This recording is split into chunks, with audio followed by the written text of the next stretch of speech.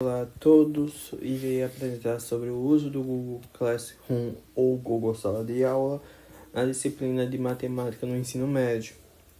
Eu me chamo Gabriel, estarei apresentando esse trabalho da matéria de Práticas Pedagógicas 3. Bem, como foi mencionado, será no ensino médio, então o nível escolar será terceiro ano, que eu selecionei, a disciplina de Matemática. O tempo estimado foi em torno de 3 aulas, cada uma com 50 minutos, então totalizando 2 horas e 30 minutos. O conteúdo aplicado será funções do segundo grau.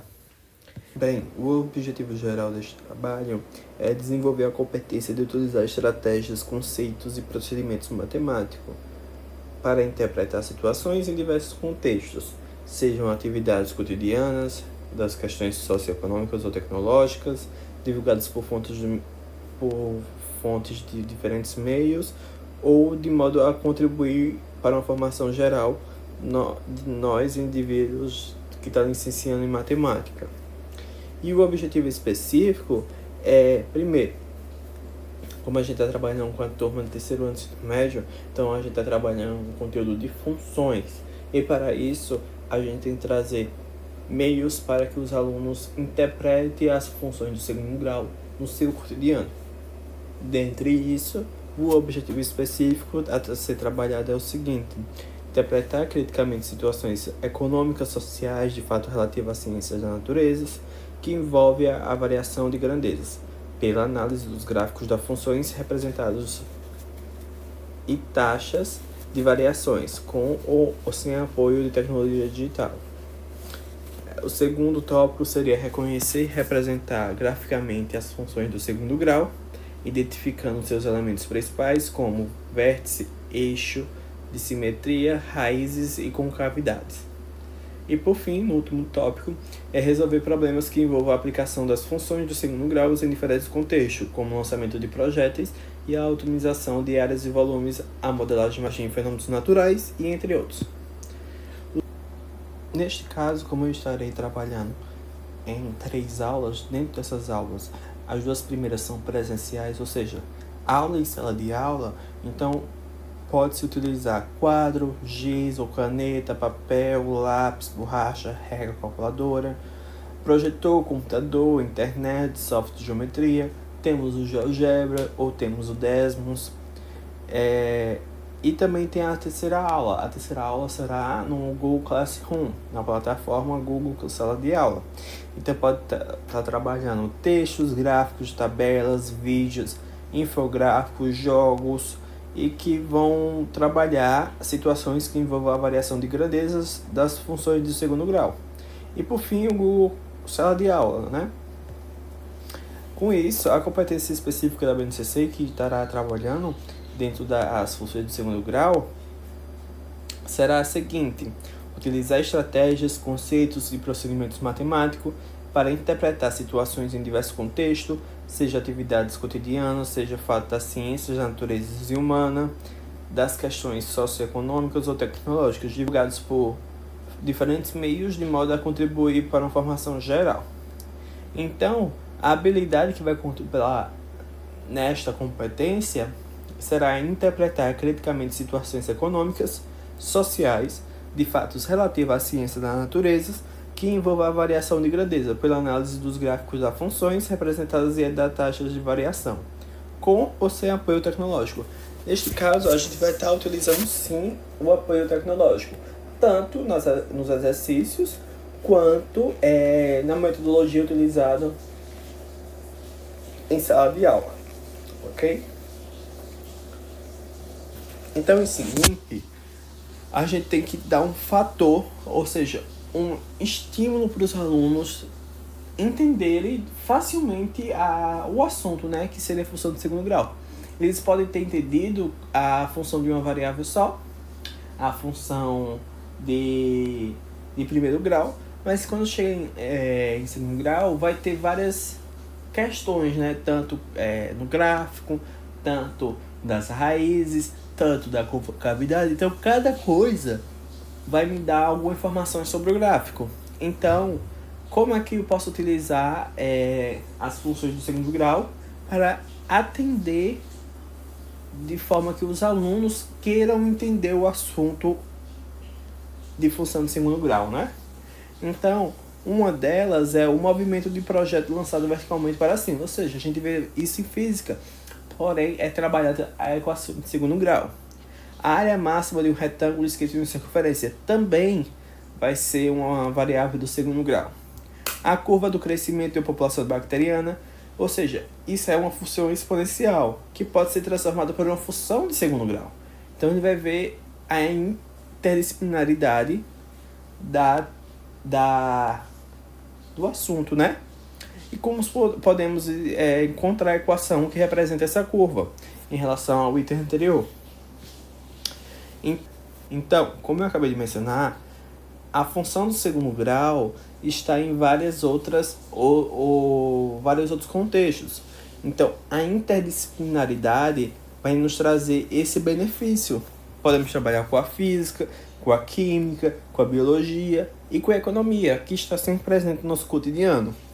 Então, não é só trabalhar a matemática de forma mecânica, de repetição de procedimentos, trazendo só exercícios, mas sim trazer problemas para eles analisarem de forma que eles, de fato, tem alguma coisa a ver com o meu cotidiano. E um tema transversal, então, a cidadania, que envolve a participação social, o respeito à diversidade, a valorização da cultura, a defesa dos direitos humanos e outras atitudes. Então, esse é um ponto que a gente pode trabalhar também a partir das funções do segundo grau. A avaliação, eu vejo que não deve ser de forma somente escrita no papel. A avaliação é um processo contínuo, observar a participação, o interesse, a colaboração, a criatividade, o raciocínio, a argumentação, até porque estamos formando cidadãos. Então, eles têm que aprender a argumentar, a se comunicar, a resolver problemas de forma que não só para o interesse dele, mas para a comunidade inteira, para o mundo inteiro. Então, as habilidades, elas vão contemplar o conhecimento do aluno, certo? Também é importante para o professor entender como é que está indo sua aula, ou seja, ter o feedback dos alunos. Com isso, uma prova de forma tradicional, com questões, é necessário, mas não deve ser a prioridade em si. Como foi dito anteriormente, será dividido em 3 aulas. A primeira aula, que será em sala de aula, estarei trabalhando a contextualização e a introdução dos conceitos, bem como apresentar aos alunos alguns exemplos de situações que vai envolver a variação de grandezas da função do segundo grau, explorar as características e propriedades dessas situações que envolvem a função do segundo grau e, além disso, verificar a compreensão dos alunos por meio de questões orais, questionamentos, a escrita, como é que eles se envolvem na sala de aula. E daí representar os elementos das funções do segundo grau. Na segunda aula, que também será em sala de aula, estarei explorando a aplicação dos conceitos. Ou seja, a gente na primeira aula entendeu como é que uma função, de fato, ela pode ser escrita, e agora a gente vai entender o conceito dela, ou seja, o que ela realmente é. Então, eu posso propor aos alunos atividades que vão envolver exploração e aplicação dessa função de segundo grau, como movimentos de projéteis, a otimização de áreas e volumes, a modelagem de fenômenos naturais, como o crescimento de bactérias, de vírus e entre outros. Além disso, posso orientar os alunos à resolução de problema, destacando o passo a passo e as estratégias que ele deve ter cuidado ao resolver esse problema. Pois a escolha da função adequada, a resolução da função, a análise do gráfico, a verificação da solução, entre outros. E, por fim, promover a interação e a colaboração entre os alunos, organizando em duplas ou em grupos. Até porque eu estou usando a BNCC como referência. E dentro da BNCC a gente tem projeto de vida. Então, trabalhar em grupo, argumentar, debater, explorar é necessário. Na minha terceira e última aula que eu propus, é que daí eu vou usar o Google Classroom, o Google Sala de Aula, que será a sistematização e avaliação dos conceitos. Ou seja, eu apresentei de forma heurística o assunto na primeira aula. Na segunda, eu aprofundei e apresentei o conceito, e agora eu vou avaliar tanto pela aplicação de atividades, quanto da participação dos alunos, das tiras dúvidas, das indagações que eles fizeram em sala de aula. Então, no Google Classroom haverá duas atividades. Uma atividade será resolução de problema, e a segunda será exercícios, para eu ter um feedback da aula que eu estou dando. Como eu disse, eu estou usando tanto a BNCC, mas também eu estou usando o livro didático da linha Conexões, Matemática e suas tecnologias.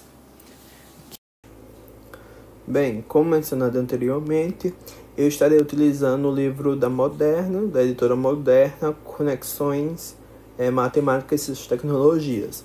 Então, nesse módulo, eu estarei trabalhando, neste módulo e neste capítulo, trabalhando funções quadráticas. Então, as funções quadráticas, primeiramente, eu irei apresentar o conceito de forma heurística e trazer exemplos da aplicabilidade das funções quadráticas em sala de aula.